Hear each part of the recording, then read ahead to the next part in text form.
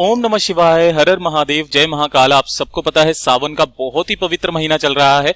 मेरे देवादिदेव महादेव जी की कृपा सदैव आप भक्तों पर यूं ही बनी रहे। आपकी सारी मनोकामनाएं इस सावन के महीने में पूरी जरूर हो, यही मैं महादेव जी से प्रार्थना करता हूं। और अब आ गया है वो वाला दिन जब हुई थी माता पार्वती और भगवान शिव जी की शादी। आप सबको पता है वो दिन माना जाता है हरियाली तीज का दिन। ये इतना पवित्र दिन माना जाता है कि बहुत सालों की तपस्या के बाद मैया पार्वती जी ने भगवान शिव से शादी करी थी। और इस दिन का जो भी उपाय होता है वो मैया पार्वती जी के लिए होता है और भोलेनाथ जी उनकी हर एक मनोकामना को पूरा जरूर करते हैं। जितनी भी मेरी माताएं बहनें, चाहे वो कुंवारी हो या फिर सुहागन स्त्रियां हैं, मात्र एक छोटा सा उपाय करना, एक चुटकी हल्दी वाला उपाय और लाल फूल वाला उपाय, आप जो मांगोगे वो सब कुछ मिलेगा। आपकी सारी मनोकामनाएं पूरी जरूर होगी।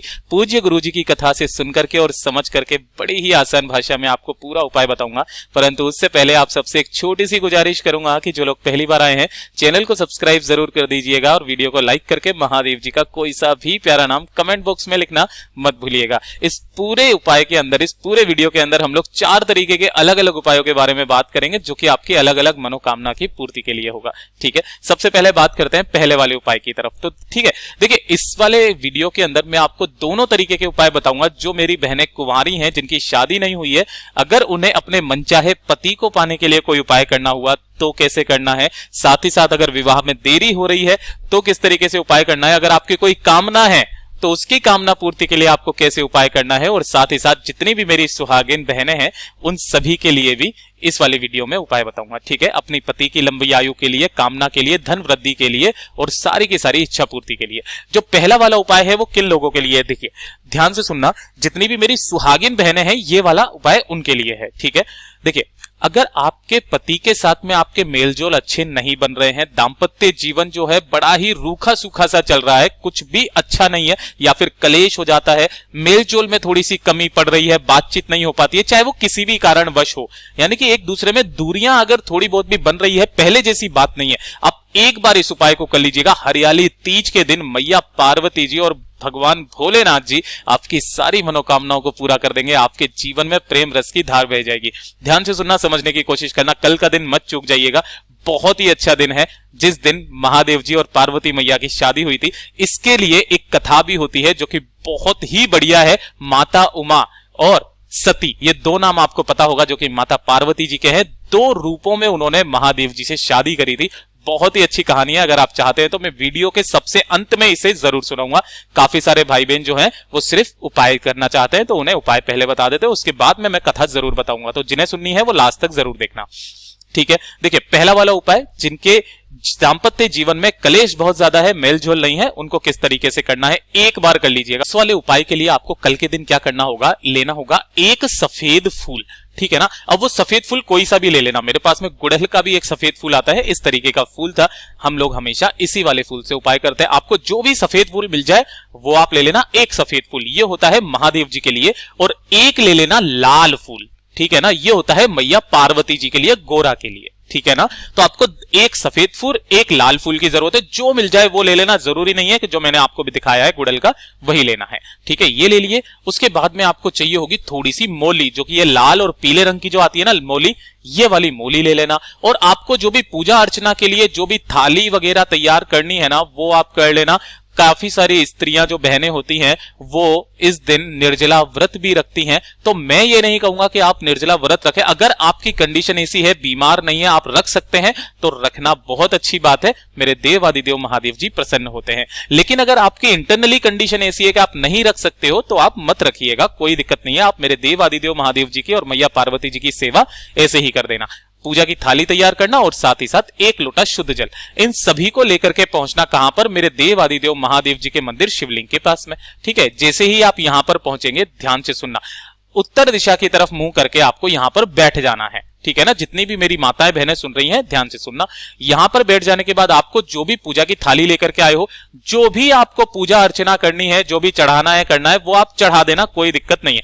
ठीक है ना, लेकिन अपने जो उपाय के लिए आपने दोनों लाल फूल और जो कलावा अलग से लिया है ना उन्हें अलग रख दीजिएगा। बाकी आपको जैसे पूजा अर्चना करनी है कर दीजिएगा, दीपक लगाना है लगा दीजिएगा, सब कुछ कर लेना।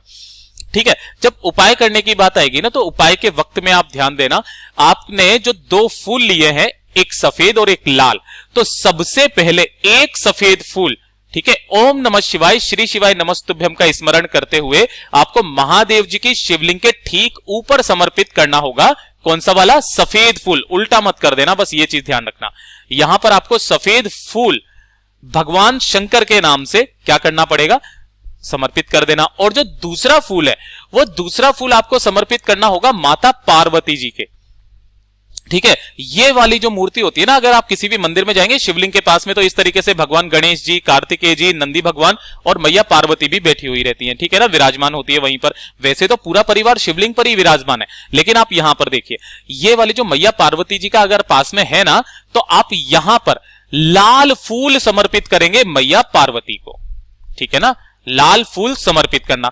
समर्पित करने के पश्चात यह दिन इतना ज्यादा शुभ माना जाता है, जिस दिन इन दोनों का विवाह हुआ था, तो आपको भी करना क्या होगा? अपनी मनोकामना कहते हुए जो आपने मोली ली है, उस मोली को इन दोनों का बंधन करवा देना है। यानी कि जैसे ये लाल कलर की मोली है ना, तो यहां से आपको स्टार्ट करना है और माता पार्वती जी से लेकर के ऐसे, और ऐसे कितनी बार करना है आपको? 7 बार, ऐसे करके 7 बार इस तरीके से पहना देना है। किसको? कलावे को, जो आपने लिया है, मोली या कलावा जो भी आपने लिया है, 7 बार अपनी मनोकामना कहते हुए यहां तक कर देंगे। उसके बाद 1 लोटा शुद्ध जल मेरे देव आदिदेव महादेव जी को अपने दोनों हाथों से यहां पर आप समर्पित कर देना। ओम नमः शिवाय श्री शिवाय नमस्तुभ्यम पंचाक्षरी मंत्र या षडाक्षरी मंत्र जो भी आपको आता है उस वाले मंत्र से आप समर्पित कर देना, ठीक है ना। और महादेव जी से कामना करना कि हमारा दाम्पत्य जीवन में कलेश जो भी है वो खत्म हो जाए, मेलजोल में कमी है वो बढ़ने लग जाए, हम दोनों के बीच में प्रेम भाव बढ़ने लग जाए, धन संपदा की कमी है तो उसे भी सही कर दे, ऐसी कामना करना। और जो स्त्री इस वाले उपाय को कल के दिन कर लेती है ना, उसे पूरे साल भर कोई भी उपाय करने की जरूरत नहीं पड़ती है। ये हो गया पहला उपाय। अब बात कर लेते हैं दूसरे वाले उपाय की तरफ, ठीक है। देखिए, दूसरा वाला उपाय भी किन लोगों के लिए है? आपको पता है कि भगवान शिव और मैया पार्वती जी की शादी हुई थी हरियाली तीज के दिन। तो जितनी भी मेरी बहनें ऐसी हैं जिन्हें मनचाहे वर की प्राप्ति करनी है, ठीक है, मैया पार्वती जी ने भी जिद ठान ली थी कि शादी करेंगे तो सिर्फ भगवान महादेव जी से ही करेंगे, ठीक है। उन्होंने उसके लिए बहुत सारे तप किए, जप किए, 13 साल तक बेल पत्र खाकर के काम चलाया था, अगर आपको मैं एक बात बताऊं तो, ठीक है। तो अगर आपको भी मनचाहे पति की इच्छा है तब आप ये छोटा सा उपाय करना। देखिए, करना क्या होगा, सावन के महीने में जो भी तीज पड़ती है, ये हरियाली तीज के दिन आपको इस तरीके से 11 दीपक तैयार करने होंगे, है ना। कैसे करने हैं? गोल बत्ती के गाय के घी के, गौ माता का घी होना चाहिए। इस वाले उपाय को आप घर पर भी कर सकते हो अगर पॉसिबल मंदिर में ना हो तो, ठीक है। पूजा की थाली तो आप करेंगे ही सही, व्रत रख सको तो व्रत रख लेना, वरना कोई बात नहीं है, ठीक है ना। 11 दीपक पूजा की थाली लेकर के पहुंच जाना मेरे देवादिदेव महादेव जी के मंदिर शिवलिंग के पास में। उत्तर दिशा यानी कि नॉर्थ डायरेक्शन की तरफ मुंह करके बैठ जाना। मेरे देवादिदेव महादेव जी का जो भी पूजन अर्चन करना है वो आप कर लेना, कोई दिक्कत नहीं है, ठीक है। जब आप पूजन अर्चन करने के बाद में जब सब कुछ खत्म हो जाएगा, उसके बाद में जब आप उपाय करेंगे तो जो 11 दीपक आपने तैयार किए हैं ना, उन 11 दीपक को मेरे देवादिदेव महादेव जी की चौखट पर अपनी मनोकामना कहते हुए इच्छित वर की प्राप्ति के लिए, है ना, मैया पार्वती और भगवान शंकर का नाम स्मरण करते हुए पूरे 11 के 11 दीपक आपको चौखट पर प्रज्वलित कर देना है, ठीक है ना। अरे ऐसे चारों तरफ रहता है ना इनके, मंदिर में अगर आप जाएंगे तो वहां पर, अगर ये मंदिर में जाकर के पॉसिबल ना हो तो आप एक काम भी कर सकते हैं। क्या करना, घर पर आप इस तरीके से चौकी बना लेना, चौकी पर महादेव जी की तस्वीर, मूर्ति जो भी आपके पास में है वो आप रखना, और इसी तरीके से उत्तर दिशा की तरफ मुंह करके बैठ जाना। आप सारी पूजा यहां पर अर्चना कर देना और इसी चौकी पर आपको 11 दीपक लगा देने हैं अपनी मनोकामना कहते हुए। सुबह करना चाहो सुबह कर लो, प्रदोष काल में करना चाहो प्रदोष काल में कर लो, कोई दिक्कत नहीं है। हरियाली तीज का दिन इतना प्रसिद्ध माना जाता है, इतना शुभ माना जाता है कि जो भी कुंवारी लड़की इस तरीके से उपाय कर लेती है उसे मनोवांछित वर की प्राप्ति होती है। यह है दूसरा उपाय। अब बात कर लेते हैं तीसरे वाले उपाय की तरफ, ठीक है। देखिए, तीसरा वाला उपाय जितनी भी मेरी सुहागिन बहनें हैं उनके लिए है कि अगर उनके पति के नौकरी में कोई दिक्कत आ रही है, या फिर उनको कोई शनि महाराज जी के कारण कोई रोग हो गया है ना, या फिर कोई ना कोई कष्ट उनके पति को है, तो अपने पति की लंबी आयु, उनकी धन वृद्धि और साथ ही साथ उनके जीवन की सभी समस्याओं को हल करने का इससे अच्छा दिन नहीं मिलेगा। पहली चीज हरियाली तीज है और दूसरी चीज ये शनिवार के दिन पड़ रही है।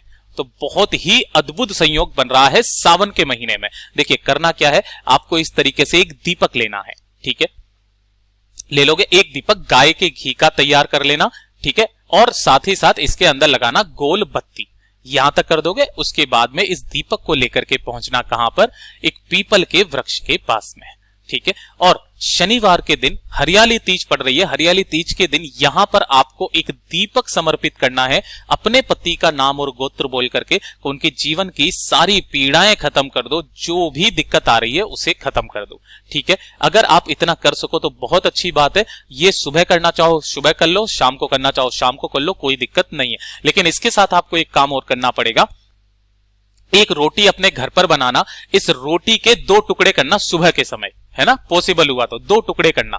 एक टुकड़े पर लगा देना थोड़ा सा तेल, ठीक है, और एक टुकड़ी पर रखना थोड़ा सा गुड़, ठीक है। और ये जो दोनों टुकड़े हैं इन्हें लपेट के किसी भी काले कुत्ते को खिला देना है ना, काले कुत्ते को खिला देना बस।